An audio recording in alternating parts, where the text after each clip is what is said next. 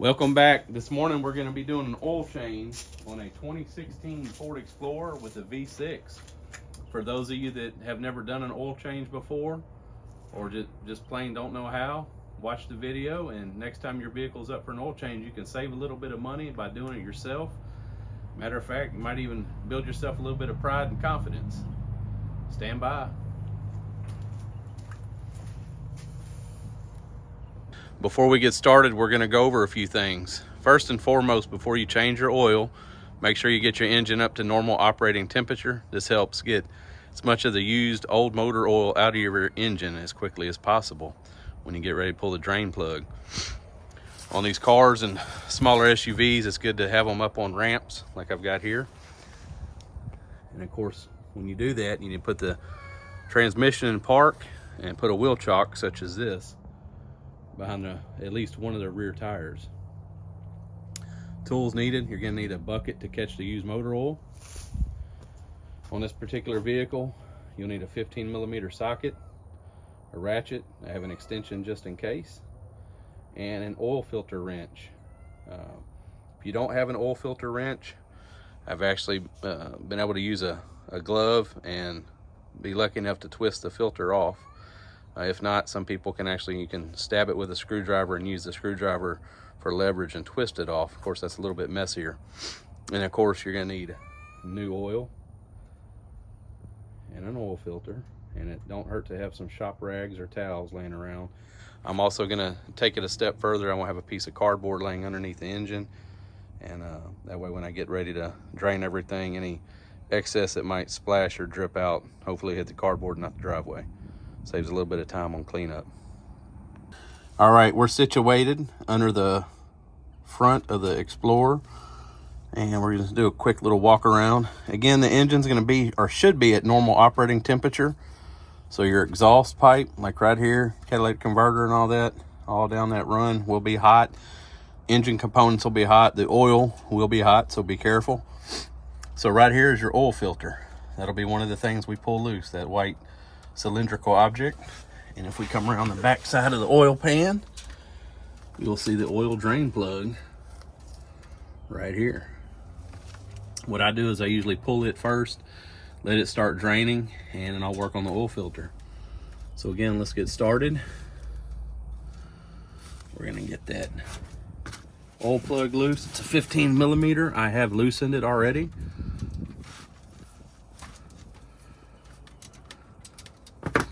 Again, when you're doing this for the first time, the oil is hot and you're going to make a mess, most likely. If you drop the oil plug in the oil, don't worry about it, you just retrieve it later.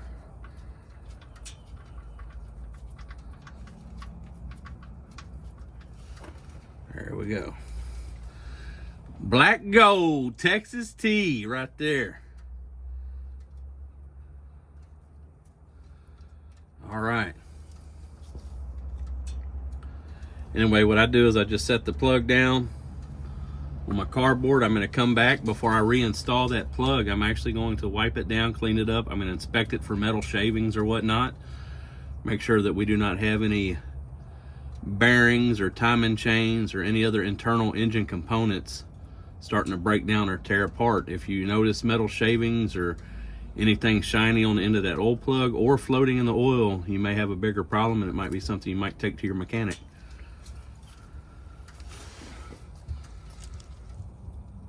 So again, while that drain plug and the hole is draining the remaining oil out of the crankcase, we're going to take our oil filter wrench and we're going to pull the oil filter. And this thing works as you tighten it. It's going to compress. It's going to compress that circle there. And see, the oil streaming down right now. We had a little bit of gust of some north wind right there. We actually have a cold front here in Texas. It's actually below 140 degrees. So feels nice out here. Okay, this is going to be a mess as well. It's going to be hot oil coming out of here. The filter will be hot as well. Break it loose, it's going to start seeping. And again, that's why I put the extra cardboard down here.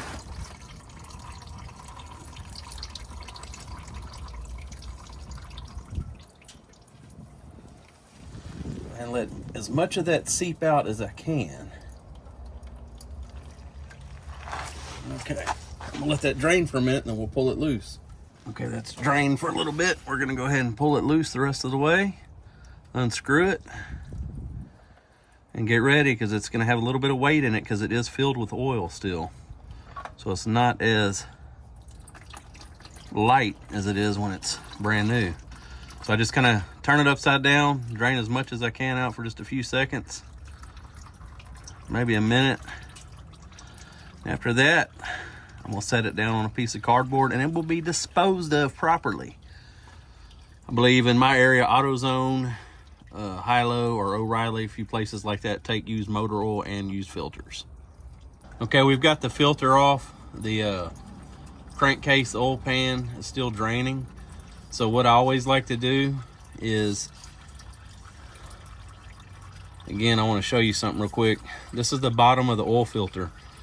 There's a rubber O-ring, square O-ring or gasket, okay? And anytime I'm messing with this, I try to leave the filter upside down like this until I get ready to go and put it in place. That way any dirt or debris don't fall off the chassis and get inside here, because again, this is all about filtration and filtering the engine oil, and you don't want any extra stuff inside there because it can cause damage to your internal engine components. So anyway, I always like to inspect the oil filter boss, and that is right there. That's the area, if you can see the oily area, that's where the filter was in place. It's never happened to me, but there have been stories of people not inspecting it and the old oil filter O-ring or gasket remains in place, and when they put the new filter on, it either don't tighten enough, or, well, obviously it's not going to tighten enough with two gaskets, and it causes a leak there. But anyway, one of the things I do is I inspect that, and I'm going to come back with a clean towel, and I just kind of look at it. I'm going to kind of wipe that area, trying not to get any contamination from the engine and the external parts of the motor inside this oil filter boss, anywhere in there. So I'm just kind of be careful. You don't want dirt or debris in there. Again, that's just extra stuff that can go into the internals of your motor and cause wreak havoc in there. So once I feel like that's clean, I'm going to take my oil filter, my new one, and typically, where are we at? Here we go. Typically, I wipe new engine oil on there, but today, for the purposes of time in this video, I'm just gonna dab a little bit of used motor oil out of that pan. And here I'm telling y'all to hold it upside down, but again, I'm trying to make a video. And I just wipe this gasket surface, this oil ring, with a thin film of oil, and it's gonna help bind that thing to that metal boss. So anyway, I'm ready to reapply it, or reinstall it, I should say. I'm gonna go up. It's very important that you let it start. Don't try to force it to start. You don't want to cross thread or mess up your threads on your oil filter boss. Once it's started, it'll spin freely. And all I do, I never tighten with the oil filter wrench. I'm just gonna get it down snug. Try to make at least a revolution and a half, revolution and a quarter once it makes contact. Now, since this is my personal vehicle, one thing I will do after a couple hundred miles, I'll get up under here and I'll look at the oil filter and the plug, and I'll make sure they're not seeping. If they are, I might tighten them a little bit more. All right, same thing we did with the oil filter boss. Trying to get in focus here. We're gonna go ahead and inspect. I didn't notice off camera, I looked, I didn't see any metal shavings or anything shiny that would indicate we have an internal engine problem. I will inspect the oil when I get done as well, but I'm gonna clean the oil filter plug as best as I can. There's also a gasket underneath here. If you can see it, it's black rubber. Always inspect it to make sure A, it's there, and if it's not there, you can check on your oil pan over here. Make sure it's not stuck there, or it may have come off from a previous oil change, but if it's not there, you must replace it. It might be rubber, it might be nylon, some of them are copper, just depending. So anyway, I get that clean, set the plug back down in a clean location, and that sucker will continue to drain for 20, 30 minutes, an hour sometimes. So I'm just gonna wipe that area one more time. I'm gonna try not to get any outside dirt in that hole. Now we're gonna come around. All right, we're gonna go ahead and we're not gonna wait on this to continue because like I say, this could go on for an hour or more sometimes. We've cleaned the mounting location of that plug. We'll go ahead and start the bolt, or the plug, excuse me. Technically it is a bolt, but we're gonna refer to it as its proper name, oil drain plug. Wipe that little drip there, because again, I'm gonna come back later and I wanna make sure that we don't have a leak.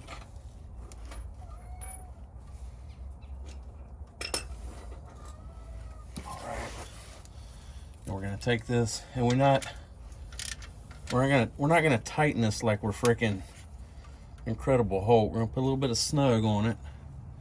It's a regular old 3/8 ratchet. We're gonna call it good. Well, folks, for now, that's what we have underneath the vehicle. We're gonna take a quick break, get out from underneath this car and continue. All right, back under the, or not back under, but now we're under the engine, under the hood, on top of the engine, I should say. We need to locate our oil filler cap, which is gonna be right here.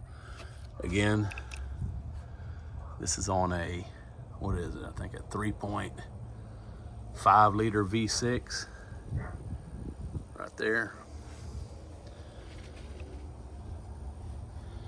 Anyway, that's where your oil filler cap is. We're gonna remove it. Again, it's always important to look, make sure you don't have a bunch of dirt and debris around there. You can take an air compressor if you want and blow that out. Look decent enough to me, so I'm gonna pull the oil filler cap, set it in a secure location, and we're gonna get ready to put in the new motor oil. All right, time to put the oil. Ford recommends, or the capacity on this oil change is 6 quarts. The jug of Castrol that my wife picked up is a 5-quart capacity jug. So we're gonna have to get an extra quart of oil. We're actually gonna put the 5 quarts in. We're gonna check the dipstick after the oil settles for a little bit, and most likely go back with another quart of oil. Got a little funnel here, make things a little bit cleaner.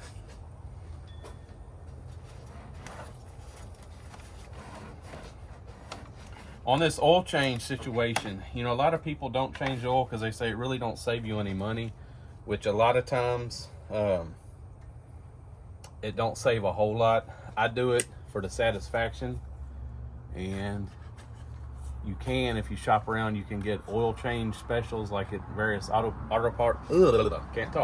auto parts stores like O'Reilly or AutoZone or Advance, things like that.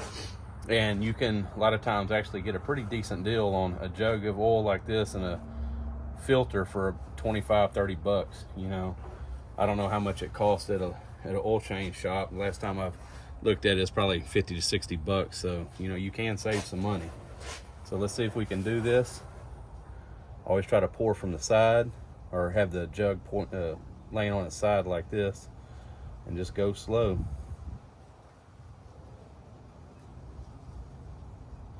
It's going to take a little bit of time.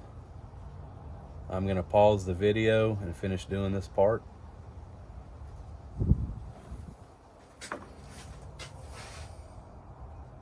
While we're letting that oil jug drain a little bit, one thing I kind of mentioned is I was going to check the oil level once the oil settled a little bit by checking the dipstick. Well, the vehicle's up on ramps right now, so with 5 quarts in it, it's safe to go ahead and, or I feel safe enough that I'm gonna go ahead and crank it up, let it back down off the ramps. And of course, at that point, I'm gonna let it sit for a couple hours and settle, check the dipstick level, and most likely, like I say, have to get another quart of oil. All right, we've got the 5-quart jug emptied. I keep telling y'all about the dipstick to check the oil on this particular engine. Is located right here. We're gonna go ahead and reset the oil change indicator, and after that we're gonna crank it up, bring it back down off the ramps, let it sit a little while, and we're gonna check the dipstick level. All right, let's reset this oil. I'm gonna use the indicators on the steering wheel, the arrows here and the OK button. So let's go to our instrument cluster. All right, we're gonna go to the left and we're gonna go arrow down to settings. We're gonna arrow to the right on vehicle. Oil life reset, arrow right on that. And I'm gonna press and hold OK to reset. 100% oil life. Go back. Make the wife happy. Put it back on the display mode it was on. All right. So we're gonna crank her up. We checked underneath, making sure we weren't gonna run anything over. We didn't get the wheel chock out, folks. We got to do that. That would have been fun. Look at that. All right.